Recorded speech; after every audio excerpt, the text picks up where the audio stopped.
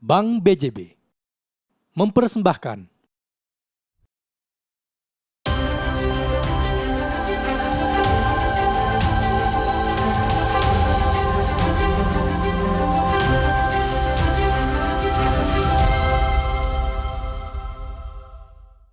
Ya pemirsa, kembali lagi bersama saya dan tentunya kita masih berbicara tentang bagaimana pemulihan ekonomi nasional dikaitkan dengan perbankan dan tentunya dikaitkan dengan peran Bank BJB.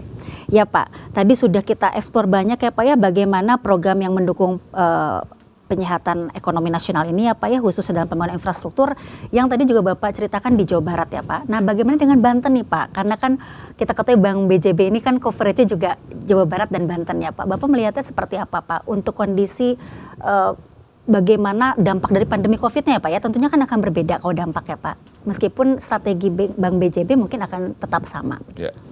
Jadi betul Bu Atik bahwa kita itu dimanapun Bank BJB berada, tadi Jawa Barat dan tentunya Banten, itu selalu harus memastikan bahwa kita itu mendukung program-program pemerintah daerah tersebut. Gitu.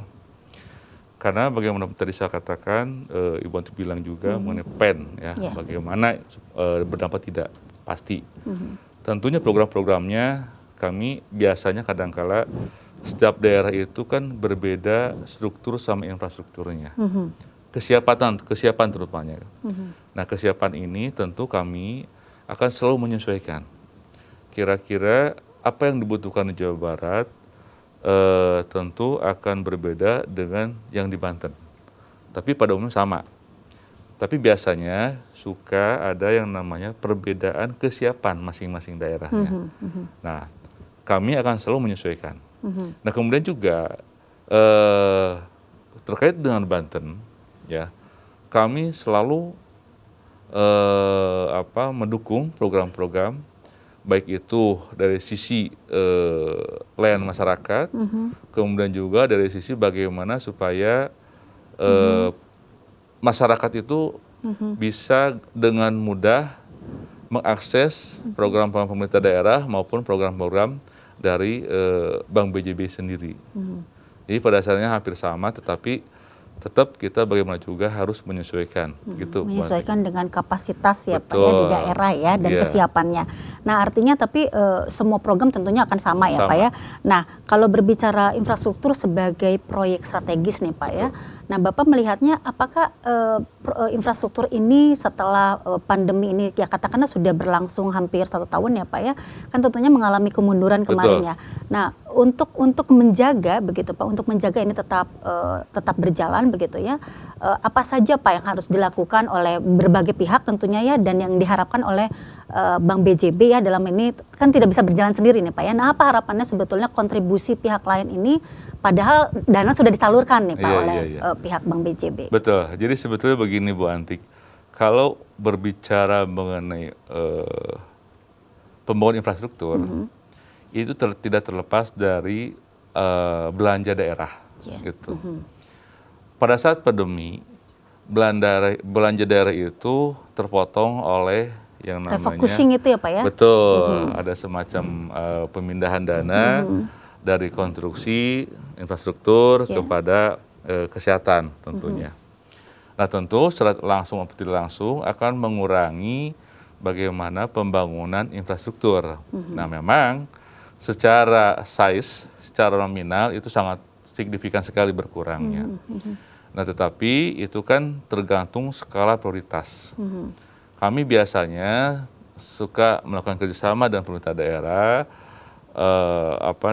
memastikan apakah di sini masih ada dalam rangka pembangunan, ya memang kalau untuk yang bersifat proyek strategis dan sangat penting dirasakan oleh pemerintah daerah, biasanya pemerintah daerah itu melanjutkan. Tentu kami dari sisi perbankan akan selalu mendukung bagaimana supaya ada percepatan pembangunan daerah tersebut melalui kredit konstruksi Bu, itu mungkin Bu. Ya. Kalau untuk Jawa Barat dan Banten Pak, mungkin Bapak bisa nggak menyebutkan yang mana ya Pak ya infrastruktur yang kemudian oleh Pak Gubernur juga menjadi prioritas kembali untuk dilanjutkan dan dibiayai begitu Pak? Ya, baik Bu. sifatnya mungkin kan yang tertunda kemarin tampaknya banyak sekali ya Pak ya. Ya, jadi apakah itu contoh misalkan kalau sifatnya proyek nasional itu kan yang dari pusat itu mengenai percepatan kereta api LRS Iya, itu Pak. satu. Itu PR besar sekali betul. Pak. Ya. Yang kedua, pemerintah daerah itu untuk yang pemeliharaan jalan masih berjalan gitu. Jadi itu yang ketiga, yang proyek-proyek sifatnya nasional itu, yang strategis ya pembangunan bendungan-bendungan itu terus berjalan Bu. Terus berjalan ya. Berarti yang proyek itu ya Pak ya, kereta api cepat itu sekarang jalan betul. lagi ya Pak ya, kembali Jalan berlanjut lagi. ya. Ya karena banyak yang berharap itu juga tetap berlangsung ya Pak ya. Dan Bank BJB berkontribusi besar pada itu Ada ya Pak ya. itu, Bu. Ya Pak. Nah Pak kalau kaitan tadi ya proyek strategis tadi Bapak juga sudah sampaikan tentunya kan ini ya ada tenor jangka pendek, jangka menengah, dan jangka panjang ya. Mungkin Bapak bisa menyampaikan ke pemirsa begitu Pak, kalau yang dikatakan bahwa ini jangka pendek, jangka menengah, dan jangka panjang ini seperti apa ya Pak ya, dan kemudian ditujukannya juga pada kelompok mana ya Pak, kelompok sasaran mana, dan prioritas gitu kepada yang mana Pak. Apalagi dikaitkan dengan penyehatan ekonomi pasca COVID ini Pak. Baik Bu. Jadi di BJB Indah itu tadi jangka pendek, jangka menengah, jangka panjang. Tapi sebelumnya saya ingin sampaikan juga mengenai apa sih manfaat daripada BJB Indah itu sendiri gitu kan.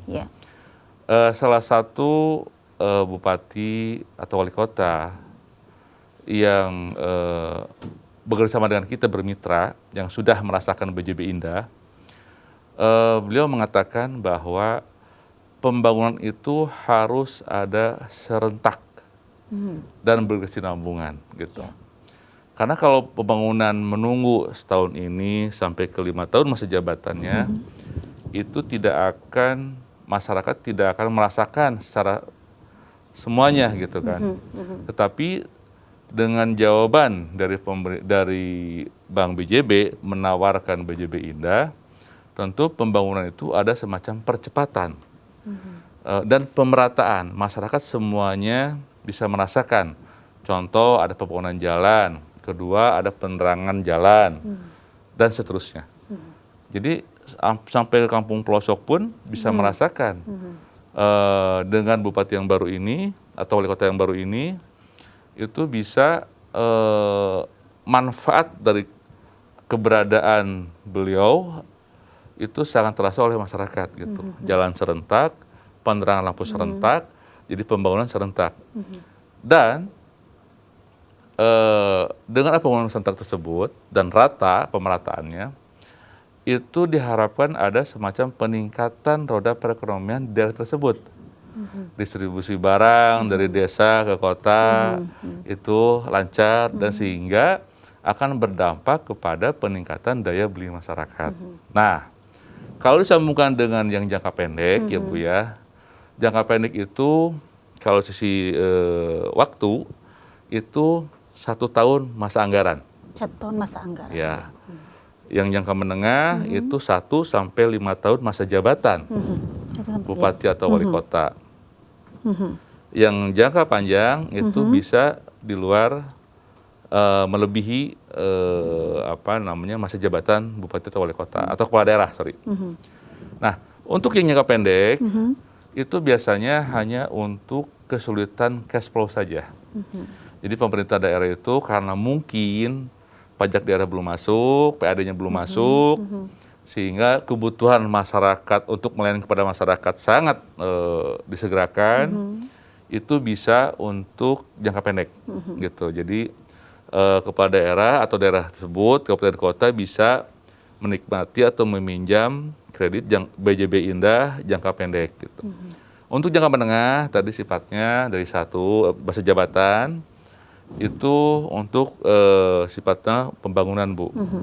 Dan jangka panjang tentu untuk yang sifatnya yang investasi dari daerah tersebut. Itu Bu. Jadi kalau yang jangka panjang tentunya tidak menyesuaikan dengan masa jabatan pimpinan kepala daerah, artinya sustainability-nya juga lebih diutamakan. Betul. Ya Pak ya. Nah kalau begitu Pak, tantangannya apa Pak dalam konteks jangka panjang, jangka pendek dan jangka menengah ini Pak. Apa sebetulnya yang menjadi PR besar dari pemerintah daerah itu sendiri? Karena pandemi COVID-19 kita ketahui defisit anggaran itu hampir terjadi di seluruh provinsi dan kabupaten kota ya Pak. Nah, kira-kira tantangan berikutnya nih Pak dalam konteks pemulihan ekonomi ini Bank BJB sendiri seperti apa? Kan tentunya tidak langsung mengalir cepat juga ya Pak ya. Bu, bagaimana supply dan demand itu? Bagaimana Pak Bapak? Ya tentunya kami tidak terlepas dari kerjasama, berkolaborasi dengan pemerintah daerah tersebut.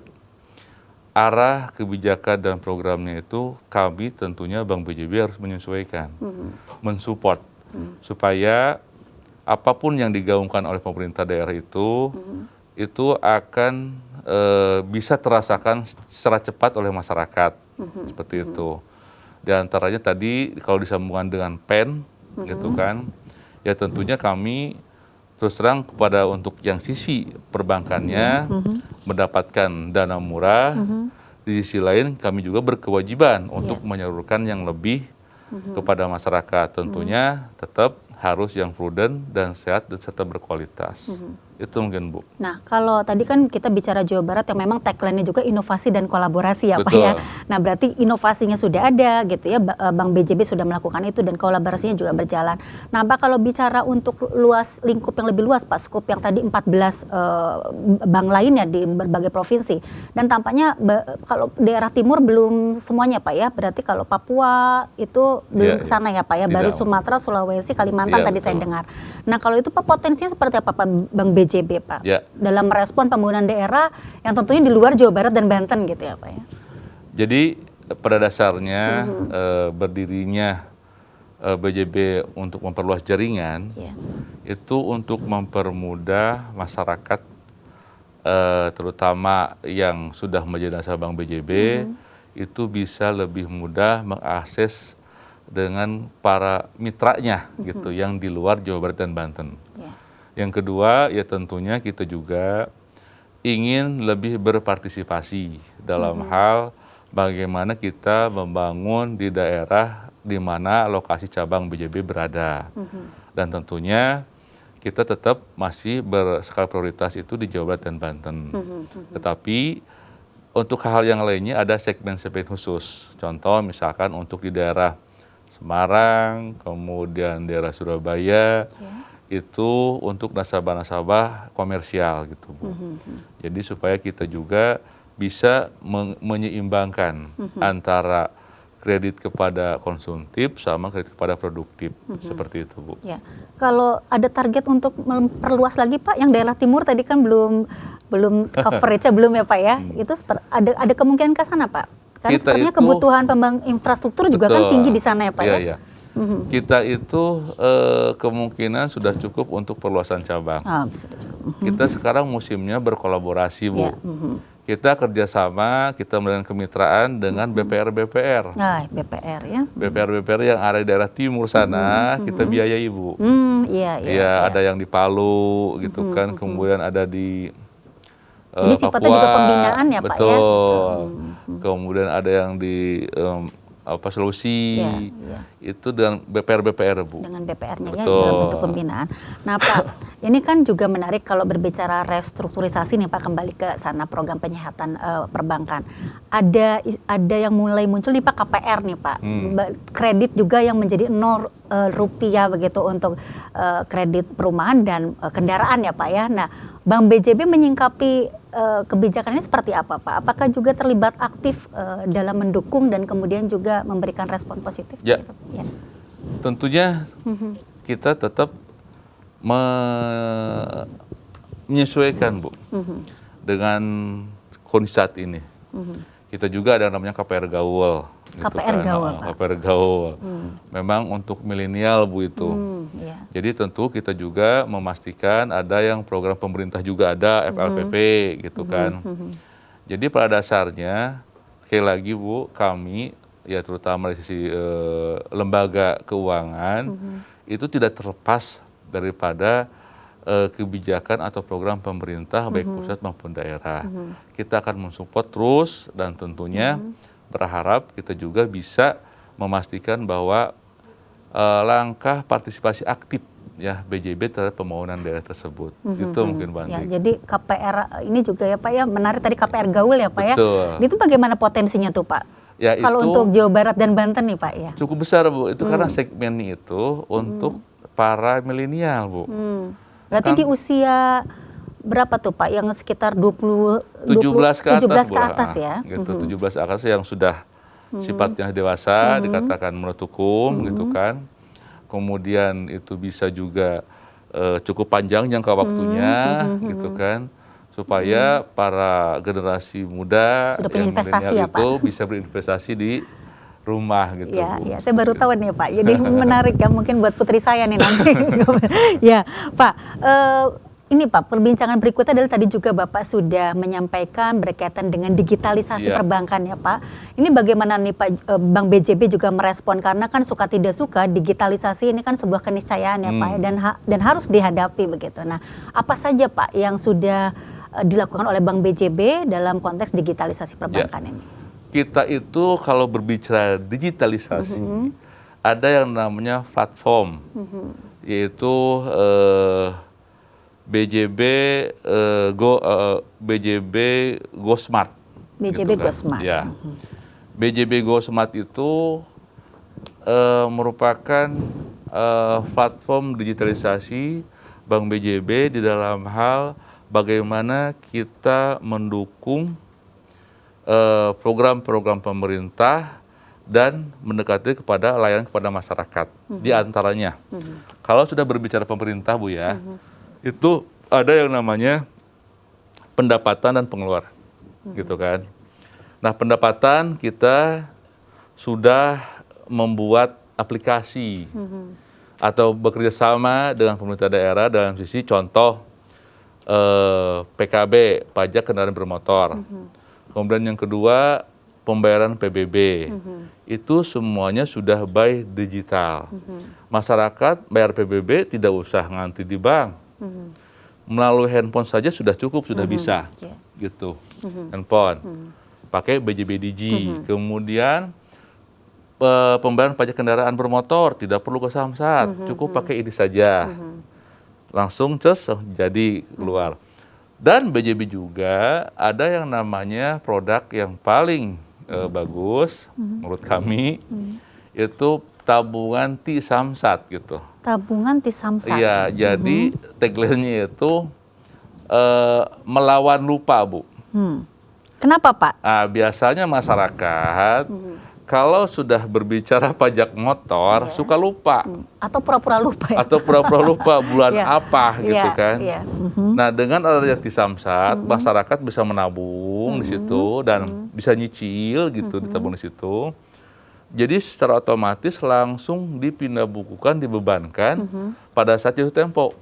Jadi tidak ada yang namanya terlambat untuk membayar pajak gitu. Jadi semacam menyicil pajak ya Pak ya? Betul gitu. Itu untuk dari sisi pendapatan PBB, PKB dan pajak distribusi lainnya. Itu semuanya sudah masyarakat nggak perlu ke bank, langsung saja dicet, langsung bayar gitu. Kemudian dari sisi pengeluaran, ini masih berbicara pemerintah daerah ya.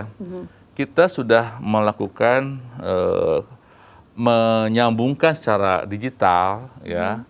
Itu namanya SP2D online gitu. Tentunya itu sangat membantu kepada pemerintah daerah bagaimana pengeluaran tersebut bisa termonitor, bisa terkontrol dan memastikan bahwa itu sumber daya masih ada seperti itu.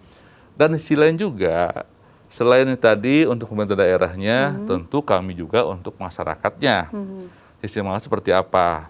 Kita ada yang namanya QRIS gitu kan, yaitu QRIS itu bagaimana dengan cara barcode ya, seluruh merchant, seluruh UMKM yang ada warung-warung itu tidak perlu membayar dengan cash sekarang Bu. Itu bisa langsung dipakai handphone, difoto, cepret, langsung keluar berapa bayar di handphone. Karena mendukung untuk social distancing-nya gitu. Jadi pada dasarnya dengan BJB Digi ini jawaban produk Bank BJB kepada masyarakat supaya masyarakat itu dan mendukung program pemerintah yang namanya cashless society. yaitu tanpa uang tunai seperti itu. Jadi pada dasarnya BJB digitalisasi sudah melakukan penyesuaian dan silakan masyarakat untuk segera mengupload BJB Digi-nya, Bu, seperti itu. Ya, baik. Jadi untuk mempermudah semua ya, Pak, Ya, aksesibilitas betul. dan lain-lain. Tapi pasti kan kalau namanya teknologi itu ada tantangan ya, Pak ya. Betul. Sebetulnya apa yang menjadi tantangan utama ya, Pak, dalam proses digitalisasi perbankan khususnya dalam konteks Bank BJB? Ya. Yang pasti adalah proses edukasinya, Bu. Edukasi ya. Edukasi, sosialisasi kepada masyarakat. Karena secara struktur infrastruktur setiap daerah masyarakatnya berbeda-beda, Iya. gitu. Nah, tinggal sekarang bagaimana kita memastikan bahwa mereka itu sudah siap untuk melakukan digitalisasi. Dan tambahan lagi, Bu, untuk pemerintah daerah desa, Desa ya, Pak ya. kita juga memiliki yang namanya Go Smart Village. Oh, gitu Go kan. Smart Village ya. Ah. Ya apalagi Jawa Barat desanya banyak sekali kan ya, Pak ya, Betul, ribuan. di Jawa Barat itu ada 523 desa. Iya. 5.000. Iya, ribuan, Pak. Iya, 5.023 desa. Nah, kami saat ini terus terang saja sedang melakukan pembentukan desa digitalisasi, ya. Bagaimana supaya masyarakat itu bisa mengakses dan menikmati digitalisasi. Karena terus terang saja ke depan semuanya itu berbicara mengenai layanan digitalisasi sehingga orang desa pun sudah bisa menikmatinya. Iya, jadi untuk kesetaraan akses dan fasilitas dan lain-lain ya Pak ya, Betul. jadi tidak ada diskriminasi ya Pak ya. Baik Pak, terima kasih sekali. Tapi sebelum kita menutup, mungkin Bapak punya statement khusus untuk disampaikan pada pemirsa berkaitan dengan tadi ya Pak ya, Bank BJB dan pemulihan ekonomi nasional. Mungkin satu Baik. atau dua kalimat, silakan. Terima kasih Ya. Bu Antik. Jadi terima kasih Bu Antik kepada dan TV Mata Milenial Indonesia Pak. Mata Milenial Indonesia. Ya. Saya ucapkan terima kasih yang telah mengundang kami, Bank BJB. Ya tentunya Bank BJB saat ini sudah merupakan perbankan yang sifatnya nasional dan tentunya kami terus terang secara kelembagaan akan terus berkiprah secara proaktif mendukung program-program pemerintah pusat dan daerah. Di sisi lain juga tentunya kami memiliki tugas ya, bagaimana memberdayakan perekonomian daerah itu sendiri. Tadi melalui akses kepada masyarakat melalui BJB Indah, kemudian UMKM BJB Pesat, kemudian digitalisasi mengenai BJB Digi. Dan tentunya kami juga memiliki platform bagaimana untuk mendigitalisasikan daerah gitu. Nah, memastikan juga mohon dengan saat di sini bagi masyarakat Jawa Barat, Banten, dan seluruh Indonesia terutama pada umumnya, BJB pada dasarnya siap untuk melayani masyarakat dan maju bersama masyarakat. Demikian, bersama terima masyarakat. kasih. Ya, terima kasih Pak Beni atas waktunya. Ya pemirsa, tentu saja berbicara pemulihan ekonomi, kita memerlukan sinergitas yang luar biasa dan Bank BJB terlibat aktif dalam pemulihan ekonomi nasional dalam sektor perbankan dan tentunya didukung oleh inovasi dan kolaborasi. Terima kasih pemirsa atas perhatiannya. Kita akan bertemu kembali pada Bersama Pakar di lain kesempatan. Saya Antik Bintari undur diri. Terima kasih atas perhatiannya. Sampai jumpa.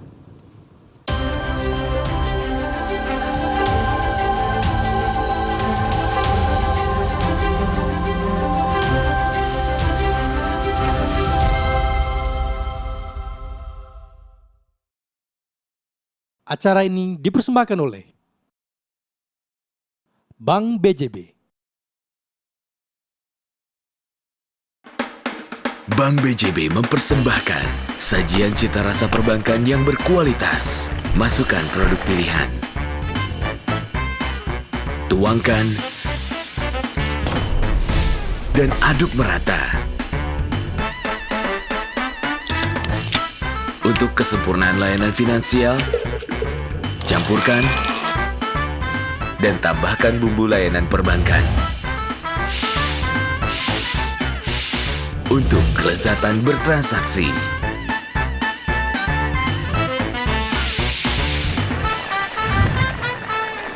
Sajian untuk negeri siap dinikmati.